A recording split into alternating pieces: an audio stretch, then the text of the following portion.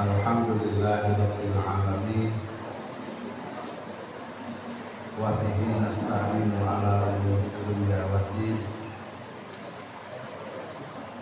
wassalatu wassalamu ala asyrafil anbiya'i wal mursalin sayyidina wa maulana Muhammadin wa ala alihi wa sahbihi ajma'in, amma ba'd. Yang saya hormati, saya muliakan Wakil Khatib PWNU Jawa Barat Kiai Syekh Haji Syarifuddin, Khatib PCNU Kabupaten Bogor Kiai Haji Abbas Ma'ruf, Pak Camat, Pak Kapolsek, Kepala KUA, Ketua MUI, sahabat Ormas Muhammadiyah.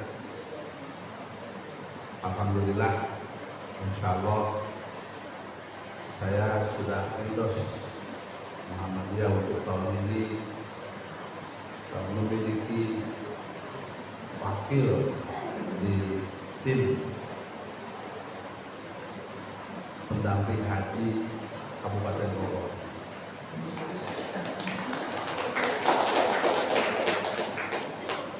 Rumah bahagia mengenang rezeki selalu berlaku. Kebetulan Muhammadiyah ini saudara tua. Dan saya hormati para pengurus Majelis Wakil Cabang Kecamatan Cilengsi yang baru dilantik, baik dari unsur mustasyar, Suriah maupun Tanfidiyah, sahabat-sahabat pengurus MWC yang hadir, dari Ibu Putri, Tanjung Sari, dan lain-lain, sahabat-sahabat Banong di lingkup MWCNU, Muslimat, Fatayat, Ibnu, di PPMU, Ansor, dan ada juga dari Jamiyatul Qurra wal Wafat, serta yang lain. Hadirin hadirat rahimakumullah. Sahabat Mu'ad bin Jabal, salah seorang pemuka sahabat kalangan Ansor. Mulanya kalau sholat itu bersama Nabi di Masjid An-Nabawi. Kemudian karena kecakapannya oleh Rasulullah SAW, sahabat Mu'ad ini didelegasikan untuk mengimami kaumnya, ya ummu qaumah. Mu'ad berasal dari kaum Khazraj, salah satu suku besar di Madinah. Tsumma ya'ti qaumah, atas perintah Nabi, Mu'ad melaksanakan mandat mengimami kaumnya. Fayusolli bihimus sholat, Mu'ad melaksanakan tugas menjadi imam. Satu ketika faqara bihimul baqarah, saat menjadi imam, sahabat Mu'ad ini bacanya surah Al-Baqarah. Kita tahu surah Al-Baqarah itu surah terpanjang di dalam Al-Quran. Fatajawwaza rajulun fayusalli sholatan khafifah. Begitu Mu'ad baca Al-Baqarah, ada seorang sahabat mendahului. Dia sholat dengan cepat. Istilah fikih sekarang mufarokoh. Kalau muat imamnya di Cilengsi, kayaknya yang mufarokoh jamaah, bukan seorang. Mayoritas mufarokoh. Fabalagha dzalika Mu'adz. Dan apa yang dilakukan oleh orang itu, ini inisialnya disembunyikan, sampai ke telinga Mu'adz. Faqala innahu munafiq. Dan Mu'adz menuduh, menganggap orang itu sebagai orang munafik. Al-Quran mengidentifikasi di antara ciri orang munafik adalah kalau sholat males-malesan. Wa idza qamu ila sholati qamu kusala. Karena itu Mu'adz menjas innahu munafik. Dan apa yang disampaikan oleh Mu'adz terhadap orang tersebut sampai kepada yang bersangkutan, dan orang itu gak terima, sehingga orang itu kemudian mendatangi baginda Nabi, fa'atan Nabi sallallahu alaihi wasallam. Faqala ya Rasulullah, inna qaumun na'malu bi aydina wa nasqi bi nawadihina. Wahai baginda Rasul, kami ini kalangan pekerja. Kami ini pekerja kasar.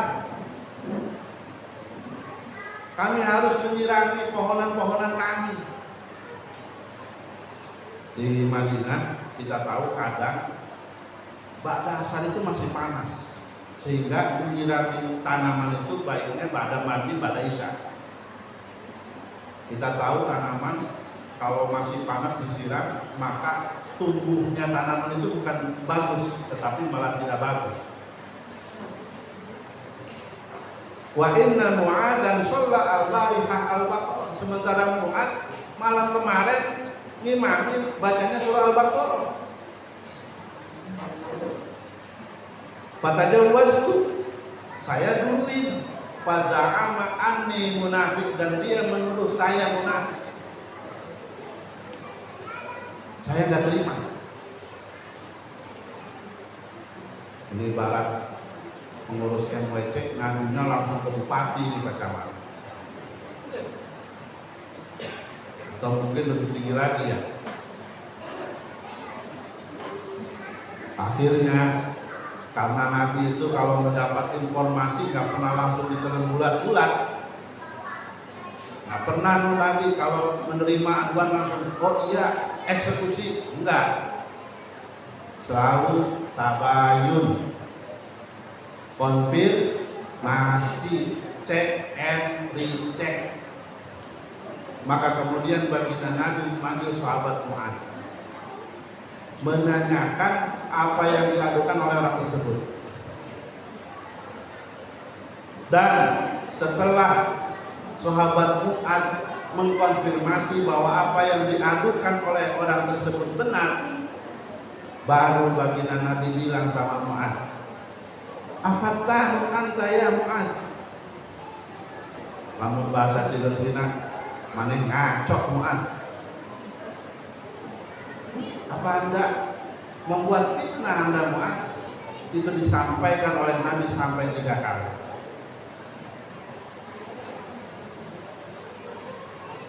Hadis yang bersumber dari sahabat Jabir bin Abdullah, diriwayatkan oleh Imam Bukhari ini,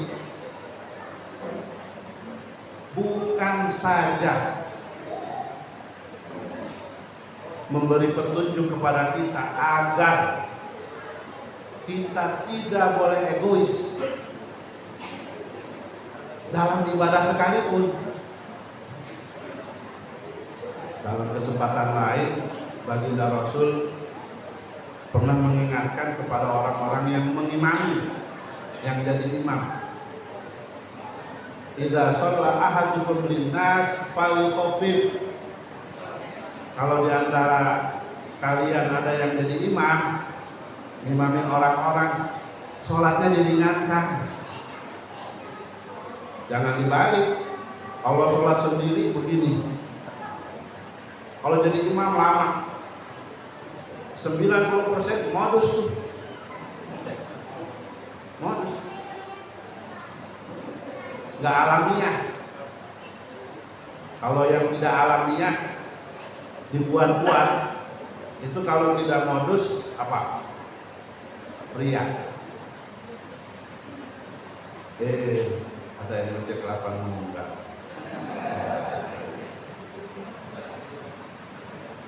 Selamat datang Kang Dani.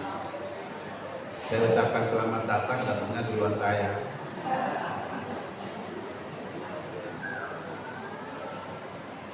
Fal yukhaffif fa inna fihimul dhaif. Karena di antara makmum itu bisa jadi ada yang lemah. Lamun ruku kalilaan ngajolong-jong, lamun sujud kalilaan teu bisa hudang. Walaupun di kita hampir tidak ada yang begitu ya. Namun geus rada doyok geus teu ka masjid deui. Karena kebetulan masjid kita pun banyak yang tidak ramah terhadap orang-orang yang lemah. Masjid hanya memfasilitasi orang-orang yang kuat, orang-orang yang gagah, orang-orang yang sehat. Jarang saya temukan di kita ada masjid menyediakan kursi untuk mereka yang sudah tidak lagi mampu berdiri atau tidak bisa sujud. Nantungna kuat kalau bahas sujud murah, maka duduk. Jarang kita temukan itu. Masjid kebanggaan kita, Baitul Faizin, sekarang ini menjadi sorotan karena dianggap tidak ramah lansia. Bayangkan kalau kita mau sholat di Masjid Baitul Faizin, itu untuk wudu harus turunnya 2 tangga ke bawah, ditambah 1 tangga naik ke masjidnya. Jadi kalau kita datang turun 2 tangga, selesai wudu mau sholat naiknya 3 tangga. Boroning anu geus kolot, boroning anu gering, anu cager oke, anu awakna juga simkuring mah repot. Ini dianggap masjid tidak ramah lansia. Maka sekarang ketika Pemda berencana membuat masjid baru sebagai ikon Kabupaten Bogor di Pakansari, saya termasuk yang diminta untuk memberi konsultasi agar arsitektur masjid tidak mengurangi fungsi masjid menurut aturan agama. Aya Pak, masjid anu tempat wuduna bikin sesek jamaah, handap bisa kurang mulai kudu ya anu nyian tempat wudu terlibat kondisi fisik batu ngeunah sorangan wae. Atau ada juga masjid yang menyediakan toilet berdiri. Sekarang banyak baheula dianggapna lamun lalaki di nangtung teh kumaha? Enggak demikian duduk soalnya. Lamun ngajeunna geus beres mah moal masalah. Karena Nabi juga pernah buang air kecil berdiri. Ada toilet berdirinya, standarnya itu standar orang barat. Jadi namun orang-orang anu arek kieu kudu jengke heula. Ini hal-hal sederhana, bagian dari egoisme yang nggak boleh dalam agama. Kita harus menakar situasi bukan hanya diri sendiri tapi situasi orang lain. Wah sakit, ada yang sakit, tapi saya juga nggak sering nemu tuh orang sakit ke masjid. Kalau sih masih ke masjid, bubuhan, masjid lagi gilir imam. Kebanyakan itu kalau yang sakit, suaminya mau ke masjid, muslimat bilang, "Wah nggak usah ke masjid, bapak lagi sakit. Allah juga tahu kok, orang sakit mah nggak usah maksain." Gitu nggak Bu? Wal kabir, dan ada yang sudah sepuh. Kalau di daerah-daerah Arab itu tidak aneh Pak Kapolsek. Di masjid bagian sok depan itu ada bangku, ada tempat bersandar untuk orang-orang yang lemah, apa karena sakit atau sudah uzur. Ada juga fasilitas buat orang-orang yang iktikaf. Kalau lama ke masjid, duduk pegel, dia bisa bersandar. Nah di kita ada nggak masjid yang begitu? Belum.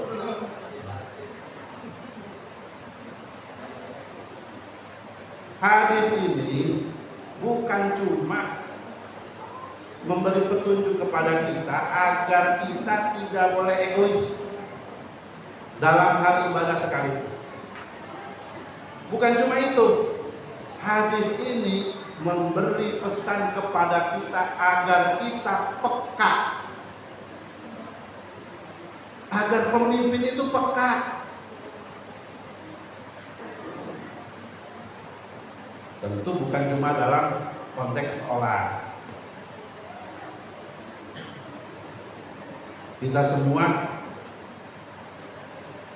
ini bagaimanapun rek dihente-hente oge adalah tokoh-tokoh di lingkungan kita. Orang teh di kolot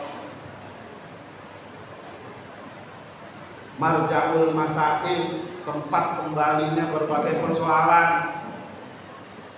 Kalau ada persoalan di tengah-tengah masyarakat, larinya ke kita. Nanya ke ibu-ibu, nanya ke bapak-bapak, para kiai, para ustadz, para ajeng. Pesan Nabi, kita harus punya kepekaan.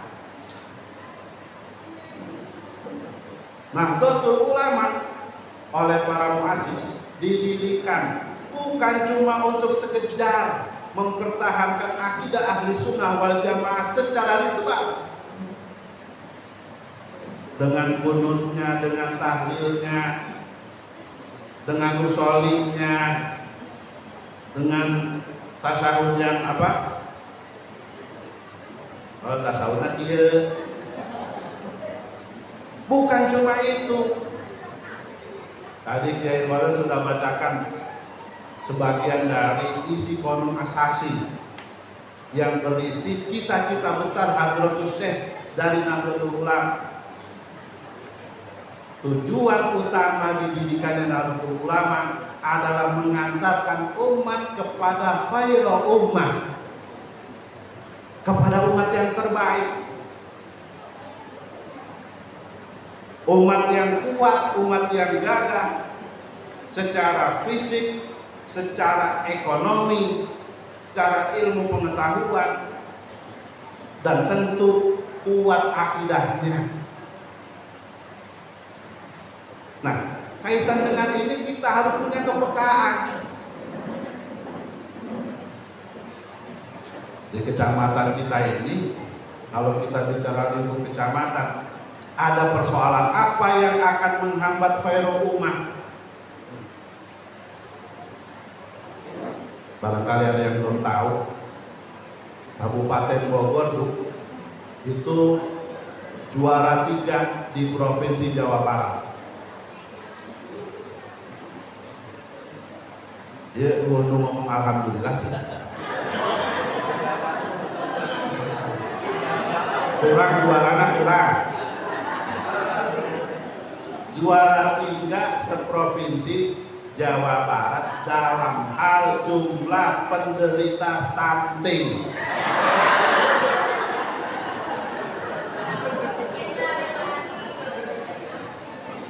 Tahu stunting hari ini ibu nama geus pasti nyaho. Bapak-bapak anak pengurus NU bisi can nyaho. Stunting itu bayi yang pertumbuhannya tidak selaras dengan usia. Kuduna geus bisa ngorondang nangkara keneh wae. Kuduna geus bisa lempang masih nangkara atawa karang ngorondang. Kuduna geus bisa ngomong jangan bisa ngomong. Kuduna jangkungna sakieu karang eta stunting.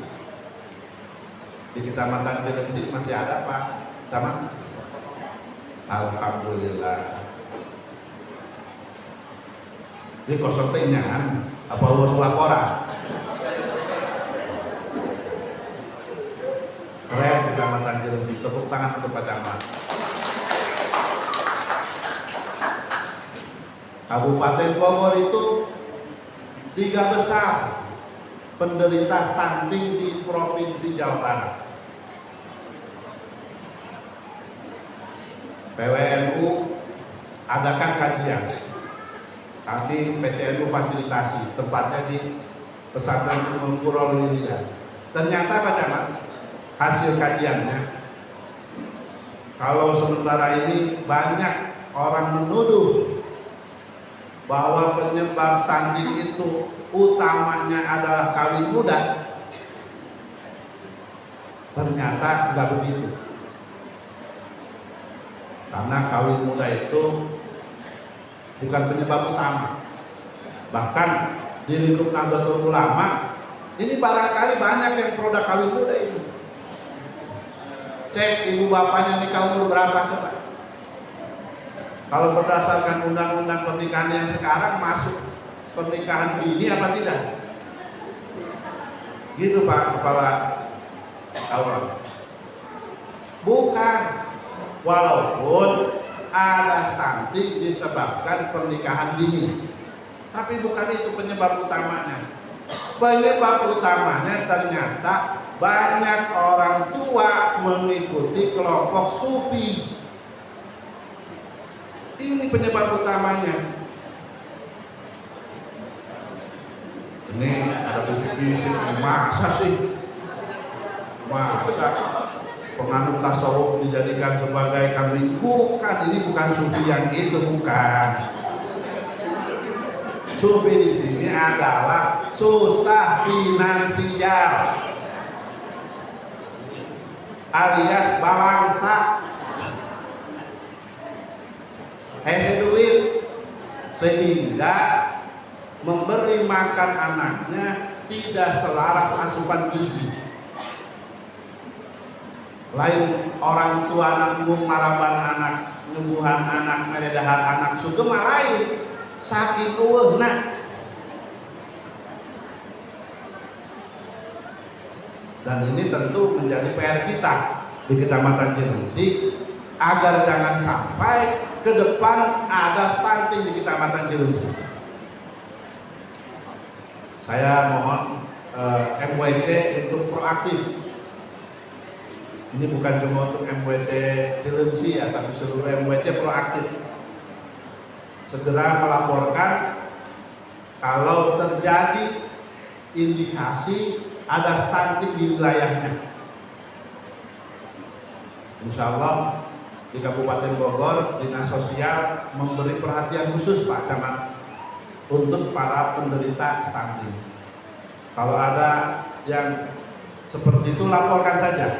Insya Allah Kepala Dinas, saya sudah bicara dengan beliau, siap memberi bantuan setiap bulannya.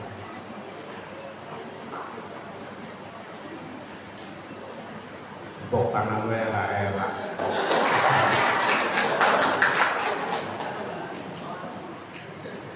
Terkesima ya. Rewas kok, eta ketua PC ku gede-gede teuing.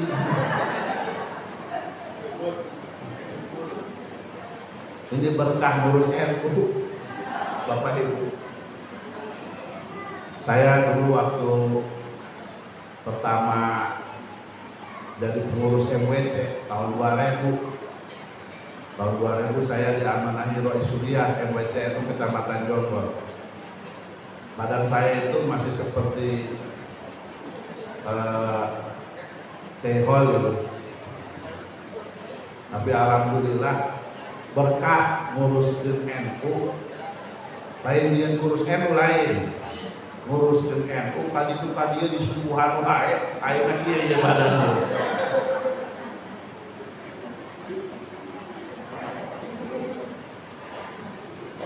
Kabupaten Bogor juga ternyata punya prestasi lain. Kita tahu bahwa walaupun masih ada di daerah di Kabupaten Bogor ini yang belum masuk internet, sinyal. Lamun hayang sinyal teh kudu naik heula ka nu rada luhur. Kata tangkalan aya keneh tadi Bogor teh model kitu aya. Tapi ternyata kreativitasnya di atas rata-rata.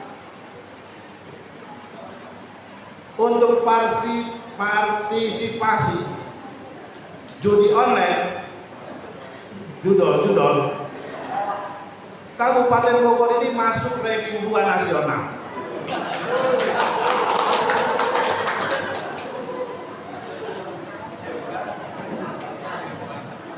Di MWC ulah cicing naik ya ini. Pikirannya lagi sakit. Tadi Pak Cam ini saya dipancing sama Pak Camat ini. Memang demikian.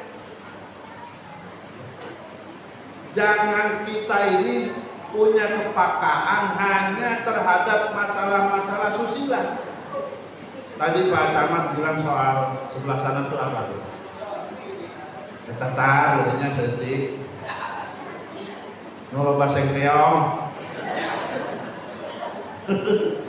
Nah, istilah apa? Jablay, dongdot, apalagi? Itu masalah kecil Pak Camat. Itu masalah susila kecil. Beres saya mencari musnungal ke tamat. Saya sana bagikan ke pengurus MWC.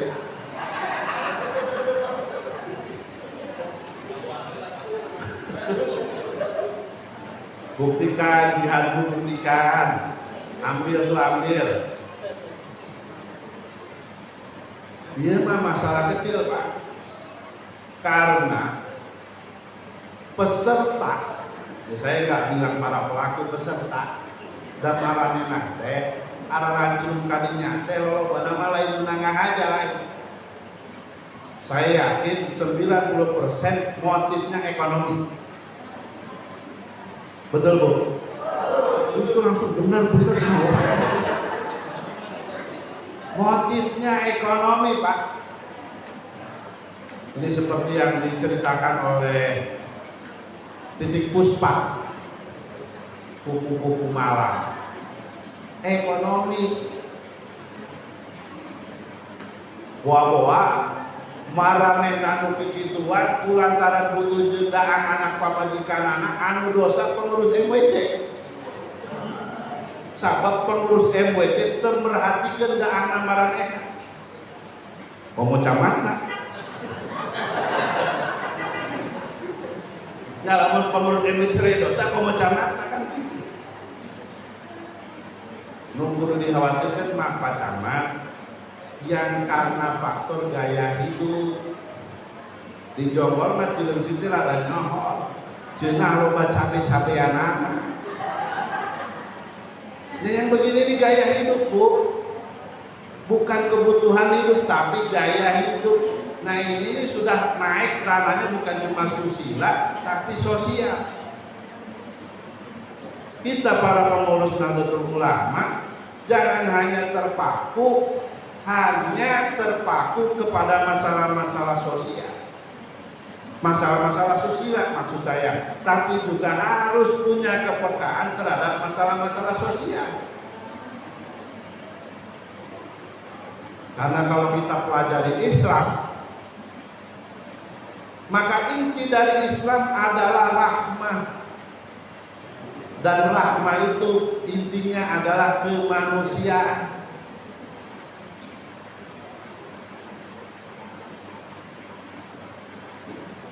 Saya kalau melihat pengurus muslimat yang sebegini kompaknya, jadi pengen usul.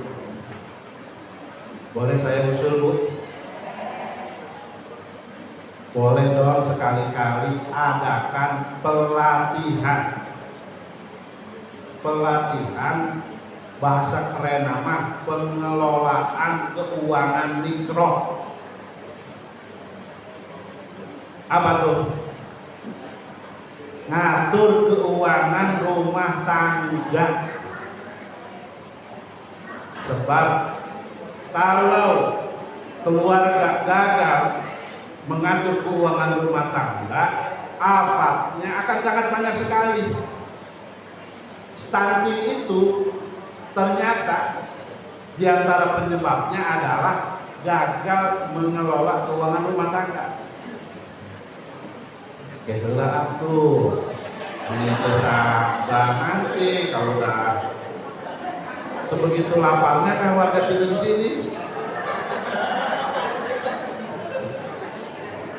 Jenah teu aya stunting. Iya, ieu mah jiga nu stunting wae. Tekaung mun nasi kotak kayak buru-buru dibuka. Baik. Bentar lagi ya, saya juga ditunggu di Pemda Bapak Ibu. Coba tuh usulan saya kira-kira bisa dieksekusi tidak? Adakan pelatihan keuangan mikro. Istri ini terutama harus bisa jadi pendaringan. Halo? Ngertos ke pendaringan? Jangan jadi tempayan bocor. Berapapun penghasilan suami, kalau istri tidak pandai kelola keuangan tidak akan cukup. Betul Bu? Saya nggak yakin tuh dalam keluarga, dalam rumah tangga, ketika rumah tangga dianggap cukup finansialnya semata karena suami pandai cari uang. Saya nggak yakin. Yang lebih menurut saya adalah karena istri pandai mengatur keuangan.